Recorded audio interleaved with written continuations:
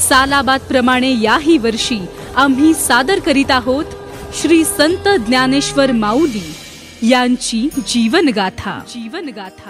संत ज्ञानेश्वर माऊली यांचा जन्म सन 1275 रोजी आपेगाव पैठण या ठिकाणी झाला।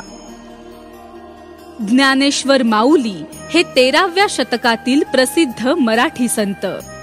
हे विश्वची माझे घर असे म्हणणाऱ्या ज्ञानेश्वर महाराजांची ही कथा। वयाच्या 16व्या वर्षी त्यांनी ज्ञानेश्वरी लिहिली। ज्ञानेश्वरांचे वडील श्री विठ्ठलपंत, आई रुक्मिणीबाई त्यांनी संन्याश्रम सोडून गृहस्थाश्रम स्वीकारला। त्यामुळे धर्मशास्त्रज्ञानी आणि समाजाने त्यांना बहिष्कृत केले।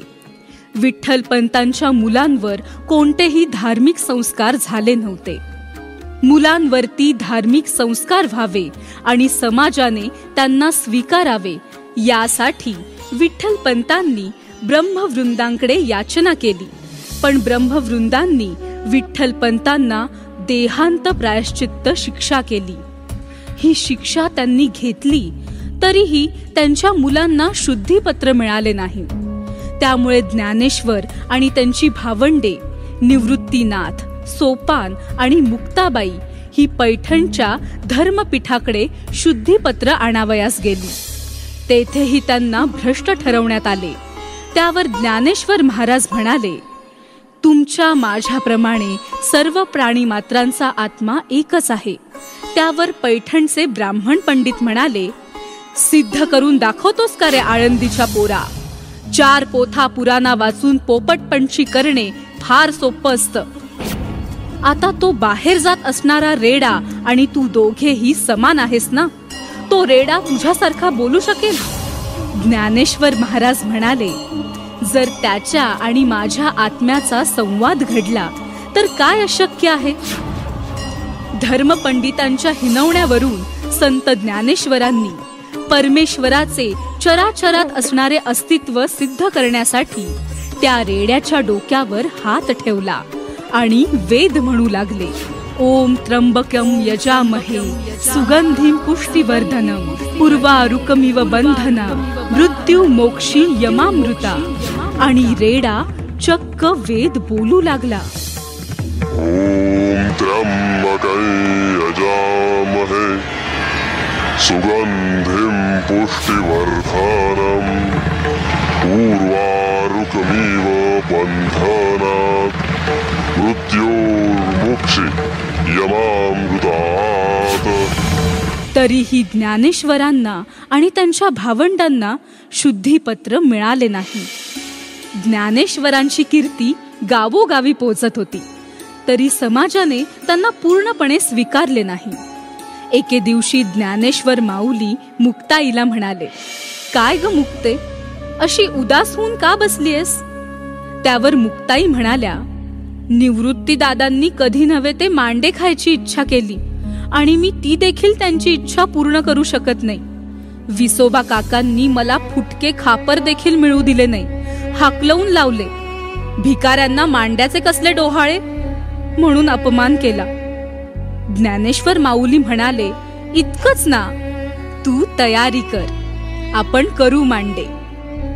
मुक्ताई म्हणाल्या, अरे पण कसे मांडे भाजायचे? ज्ञानेश्वर माऊली म्हणाले, तू तयारी तर कर। आणि ज्ञानेश्वर माऊली आपल्या गुडघ्यांवरती खाली बसले आणि पाहतो तर काय, त्यांची पाठ लाल भडक, अगदी तवा जसा लाल होतो तशी झाली होती। आणि त्यावरती मुक्ताईने मांडे भाजले। निवृत्तीनाथ म्हणाले, मुक्ते, मांडे अतिशय रुचकर झालेत। मुक्ताई म्हणाल्या, एवढा छान तवा मिळालाय म्हणून तर हे इतके रुचकर आहेत। त्याच काळात नारायण गावी चांगदेव महाराज हे अनेक सिद्धी प्राप्त केलेले योगी होते। 1400 वर्ष योग साधना आणि सिद्धी प्राप्त करूनही ते समाधानी नव्हते। लोकांच्या तोंडून त्यांना संत ज्ञानेश्वर यांची ख्याती ऐकायला आली।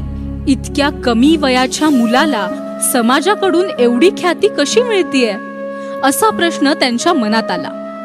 त्यांना ज्ञानेश्वरांप्रती मत्सर वाटायला लागला आणि म्हणाले, हा बालक स्वतःला ब्रह्मदेव समजू लागलाय. निरोप धाडा त्या आळंदीकरांना. त्यांना म्हणावं, आम्ही त्या पोरट्याला भेटायला स्वतः समक्ष येतोय. ही बातमी विसोबा काकांनी ज्ञानेश्वर महाराज आणि निवृत्ती महाराज यांना सांगितली की चांगदेव आपल्या भेटीला येत आहेत. हातामध्ये साप आहे, वाघावरती आरूढ झालेले आहेत. न भूतो ना भविष्यती अशी मोठी मिरवणूक आहे. हे ऐकून सोपान महाराज आणि मुक्ताई म्हणतात, दादा चांगदेव आलेत, ते वाघावरून आलेत, आपण त्यांना कसे सामोरे जायचे? ज्ञानेश्वर माऊली म्हणतात, त्यांचे जीवितावरती राज्य आहे, आपण या भिंतीलाच विनंती करू. चल ग बाई, आम्हाला घेऊन चल. आणि पाहतो तर काय, साक्षात भिंत चालू लागली.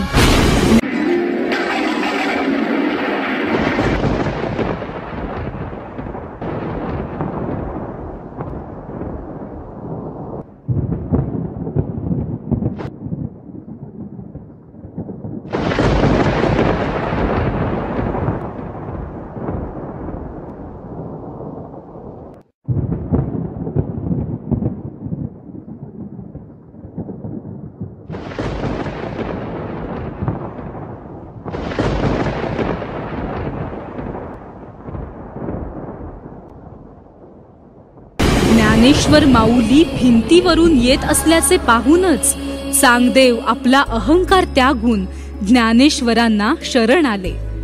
अशा प्रकारे एक ना अनेक चमत्कार ज्ञानेश्वर माऊलींनी घडवून आणले आणि शेवटी त्यांनी वयाच्या अवघ्या 21व्या वर्षी 1296 मध्ये कार्तिकेच्या शेवटच्या दिवशी आळंदी येथे इंद्रायणी नदीच्या पावन तीरावर संजीवन समाधी घेतली.